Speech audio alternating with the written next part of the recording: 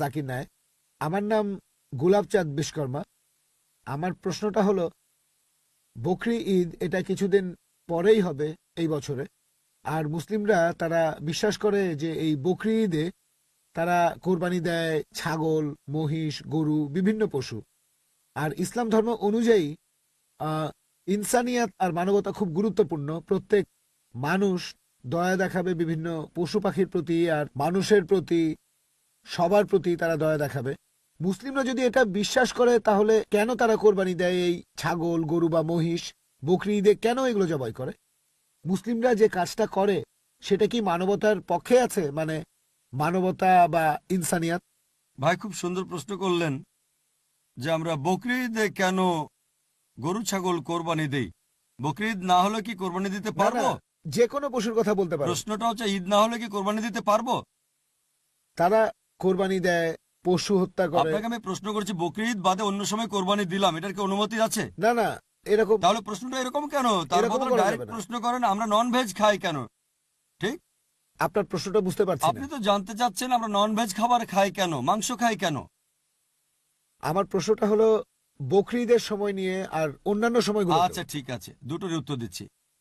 বকরি ঈদে যেটা হয়, আল্লাহ পবিত্র করে বলছেন সূরা হজ অধ্যায় নম্বর 22, আল্লাহ সুবহানাহু ওয়া তাআলার কাছে মাংস বা রক্ত পৌঁছায় না, আল্লাহর কাছে পৌঁছায় তোমাদের তাকওয়া। অন্য ধর্মে এরকম না। অন্যান্য ধর্মে উৎসর্গের সময় পশু বলি দিয়ে ফেলে রাখে একটা বেদিতে একজন দেবতার সামনে। সেটা খায় কে? ঈশ্বর খান। ইসলাম ধর্মে যখন কোরবানি দেই আমরা কি করি? কমপক্ষে 1/3 অবশ্যই গরিব লোককে দিতে হবে, 1/3 দেব আত্মীয় আর বন্ধুদের, বাকিটা নিজের জন্য রাখবো। নিজের জন্য ম্যাক্সিমাম 1/3 রাখতে পারবেন। চাইলে আপনি পুরোটাই দান করে দিতে পারেন। তাহলে যখন কোরবানি দিচ্ছি তখন কি করছি? মানুষ জাতির উপকার করছি। আমরা তাদের জন্য খাবার দিচ্ছি। এখন কাউকে খাবার দেয়া এটা কি ভালো না খারাপ? খাবার দেয়া যাতে মানুষ উপকার পেতে পারে, এটা কি ভালো না খারাপ? ভালো। মানুষের জন্য এটা ভালো না খারাপ? ভালো। তাহলে ইসলাম হচ্ছে মানবতার ধর্ম। আপনি প্রশ্ন করতে পারেন যে প্রাণীদের কেন হত্যা করা হচ্ছে? মানুষের জন্য ভালো, কিন্তু প্রাণীদের জন্য কি হচ্ছে? আর সত্যি বলতে একজন মুসলিম শুধুমাত্র ভেজ খাবার খেয়েও ভালোভাবে ধর্ম পালন করতে পারে। ননভেজ খাওয়া ইসলামের জন্য বাধ্যতামূলক না। তবে আল্লাহ যেহেতু আমাদেরকে অনুমতি দিয়েছেন ননভেজ খেতে, তাহলে আমরা সেটা খাবো না কেন? আল্লাহ পবিত্র কোরআনে বলেছেন সূরা মাইদা অধ্যায় নম্বর 5 আয়াত নম্বর 1, সেই চতুষ্পদ প্রাণীর মাংস খাও যেগুলো তোমাদের জন্য হালাল করা হয়েছে। আল্লাহ বলেছেন সূরা নাহল অধ্যায় 16 আয়াত নম্বর 5, তিনি চতুষ্পদ প্রাণী সৃষ্টি করেছেন যাতে করে তোমরা উপকার পেতে পারো এবং তাদের মাংস খেতে পারো। এই কথাটা আবারও আছে সূরা মুমিনুন অধ্যায় নম্বর 23 আয়াত নম্বর 21, যে গবাদি পশুর মধ্যে রয়েছে নিদর্শন, তাদের উদরের দুধ পান করো এবং তাদের মাংস তোমরা খাও। তাহলে যেহেতু আল্লাহ আমাদের অনুমতি দিয়েছেন, তাহলে ননভেজ খাবো না কেন? এবার লজিক্যাল কারণে আসি। এখনকার বিজ্ঞান বলছে যে ননভেজ খাবারে, মাংস জাতীয় খাবারে প্রচুর ভিটামিন থাকে, আর এটাই একমাত্র খাবার যেখানে পরিপূর্ণ আমিষ আছে। আমাদের মানুষের শরীরে 23 রকমের অ্যামিনো অ্যাসিড আছে যেগুলোর প্রয়োজন হয়। এগুলোর মধ্যে 8টা অ্যামিনো অ্যাসিড শরীর তৈরি করতে পারে না, এগুলো পাই আমরা খাবার থেকে। এমন কোনো ভেজ খাবার নেই যেখানে এই 8টার সবগুলোই পাবেন। শুধুমাত্র মাংস জাতীয় বা ননভেজ খাবারেই এই 8টা অ্যামিনো অ্যাসিডই পাবেন। এছাড়াও যদি আপনারা দাঁত পরীক্ষা করেন তৃণভোজী প্রাণীদের, গরু, ছাগল, ভেড়া, তাদের দাঁতগুলো সমান। তারা শুধু ভেজ খাবার খায়, মাংস খেতে পারে না। এরপর যদি দাঁত পরীক্ষা করে দেখেন মাংসাশী প্রাণীদের, বাঘ, সিংহ, চিতাবাঘ, তাদের মুখের দাঁতগুলো সূচালো যাতে মাংস খেতে পারে, এজন্য তাদের দাঁতগুলো থাকে সূচালো। তারা শুধু মাংসই খায়, ভেজ খাবার তারা খেতে পারে না। যদি আয়নার সামনে দাঁড়িয়ে আপনার দাঁতগুলো দেখেন, আমাদের সূচালো দাঁত আছে, আবার সমান দাঁতও আছে। আমরা সব ধরনের খাবারই খেতে পারি। যদি আল্লাহ চাইতেন শুধু ভেজ খাবারই খাবো, তাহলে আমাদেরকে সূচালো দাঁত দিলেন কেন? ননভেজ খাওয়ার জন্য। এছাড়াও তৃণভোজী প্রাণীদের যে পরিপাকতন্ত্র, গরু, ছাগল বা ভেড়ার শুধু ভেজ খাবার হজম করতে পারে, ননভেজ হজম করতে পারে না। আর মাংসাশী প্রাণীদের পরিপাকতন্ত্র, বাঘ, চিতাবাঘ, সিংহ শুধু মাংস হজম করতে পারে, ভেজ হজম করতে পারে না। আবার মানুষের যে পরিপাকতন্ত্র, সেখানে আছে ক্ষুদ্রান্ত এবং বৃহদান্ত্র। ভেজ খাবার হজম করতে পারে, নন ভেজ হজম করতে পারে। যদি আল্লাহ চাইতেন যে আমরা শুধু ভেজ খাবারই খাবো, তাহলে দুটোই হজমের পরিপাকতন্ত্র দিলেন কেন? এছাড়াও অনেক ভুল ধারণা আছে যে হিন্দুদের নন ভেজ খাবার খাওয়া উচিত না। এটা ভুল ধারণা। যদি হিন্দু ধর্মগ্রন্থ পড়েন, এটা আছে মনুস্মৃতিতে অধ্যায় নম্বর 5 অনুচ্ছেদ 30। ঈশ্বর প্রাণী বানিয়েছেন, তাদেরকে কেউ খাবে আর কাউকে খাবে অন্যরা।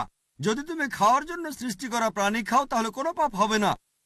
মনুস্মৃতিতে আছে অধ্যায় 5 অনুচ্ছেদ 31 যে ঈশ্বর কিছু প্রাণীকে সৃষ্টি করেছেন উৎসর্গের জন্য। সেই ধরনের প্রাণীকে হত্যা করো, কোনো পাপ হবে না। মনুস্মৃতিতে আছে অধ্যায় নম্বর 5 অনুচ্ছেদ 40 যে উৎসর্গের জন্য প্রাণী হত্যা কোনো পাপ নয়। হিন্দু ধর্মগ্রন্থে এরকম আরো অনুচ্ছেদ আছে, বেদেও আছে যে মুনি আর ঋষিগণ নন ভেজ খাবার খেত, তারা গরুর মাংস খেত। মহাভারত পড়লে দেখবেন অনুশাসন পর্ব অধ্যায় নম্বর 88। পাণ্ডবদের গল্পটা তো জানেন। পঞ্চপাণ্ডব 5 ভাই, সবচেয়ে বড় ভাই যুধিষ্ঠির, তিনি ভীষ্মকে জিজ্ঞেস করলেন যজ্ঞের সময় কি উৎসর্গ করব, পূজার সময়, যাতে আমাদের পূর্বপুরুষেরা সন্তুষ্ট হবেন। ভীষ্ম উত্তরে বললেন, যদি তুমি লতাপাতা আর শাকসবজি উৎসর্গ করো তাহলে আমাদের পূর্বপুরুষেরা সন্তুষ্ট থাকবেন 1 মাস। মাছ উৎসর্গ করলে 2 মাস। যদি তুমি মাংস দাও তাহলে 3 মাস। যদি খরগোশ উৎসর্গ করো তাহলে 4 মাস। যদি ছাগল দাও তাহলে 5 মাস। শুকরের মাংস দিলে তখন 6 মাস। যদি পাখির মাংস দাও তাহলে 7 মাস। হরিণের মাংস দিলে 8 মাস। এভাবে তিনি বলে গেলেন। মহিষের মাংস দিলে 11 মাস। যদি গরুর মাংস দাও তাহলে পূর্বপুরুষেরা সন্তুষ্ট থাকবেন পুরো 1 বছর। আর যদি চাও যে পূর্বপুরুষেরা সন্তুষ্ট থাকবেন একেবারে সারা জীবন, তাহলে ছাগলের লালচে মাংস দাও বা গন্ডারের মাংস দাও। এ কথা কে বলেছেন? ভীষ্ম যুধিষ্ঠিরকে। পুরো তালিকা দেওয়া আছে, শাকসবজি, মাছ, খরগোশ, ছাগল, সবকিছু আছে, মহিষ, গরু। তাহলে হিন্দু ধর্মগ্রন্থ বলছে নন ভেজ খাওয়ার অনুমতি আছে। হিন্দুরা এখন এগুলো মানে কারণ তাদেরকে প্রভাবিত করছে অন্যান্য ফিলোসফি, যেমন অহিংসা। এখন হিন্দুরাও এটা পালন করে। আর যারা এই অহিংসা নীতি মেনে চলে যে নন ভায়োলেন্স, জীবিত প্রাণীকে হত্যা করা যাবে না, যদি একজন মানুষ কোন রকম প্রাণী হত্যা না করে টিকে থাকতে পারে, আমি সেটার পক্ষে আছি। এখন তারা বলে প্রাণী হত্যা করা এটা খুব বড় পাপ, কারণ এটা হচ্ছে জীবন, জীব হত্যা করা নিষিদ্ধ। এখন বিজ্ঞান উন্নত হয়েছে আর আমরা জানতে পেরেছি যে গাছপালারও জীবন আছে। তাহলে ভেজ খাবার খেলেও তো জীব হত্যা করছেন। তখন যুক্তি বদলায়, ঠিক আছে আমরা মানছি যে গাছপালারও জীবন আছে, তবে ব্যথা অনুভব করতে পারে না। তাহলে একটা গাছকে হত্যা করা প্রাণী হত্যার চেয়ে কম গুরুতর পাপ। আচ্ছা, তর্কের খাতিরে মানলাম, কিন্তু এখন বিজ্ঞান বলছে আমরা মানুষরা যে শব্দ শুনতে পাই তার কম্পনাঙ্ক 20 সাইকেল পার সেকেন্ড থেকে 20,000 সাইকেল পার সেকেন্ড। এর নিচে বা উপরে হলে আমরা শুনতে পাই না। বর্তমানের বিজ্ঞান বলে যে গাছপালা কান্নাকাটিও করে, কিন্তু সেটা মানুষ শুনতে পায় না। আমেরিকার এক কৃষক একটা যন্ত্র বানিয়েছেন যেটা দিয়ে গাছের কান্না মানুষ শুনতে পাবে আর জানতে পারবে কখন গাছের পানি লাগবে। তখন হয়তো বলবেন, আচ্ছা ঠিক আছে, মানলাম যে গাছপালা যন্ত্রণা অনুভব করতে পারে, তবে এদের 2 বা 3টা ইন্দ্রিয় কম আছে, তাই গাছপালা হত্যা করা কম গুরুতর পাপ পশু পাখি হত্যার চেয়ে তাদের ইন্দ্রিয় 5টা।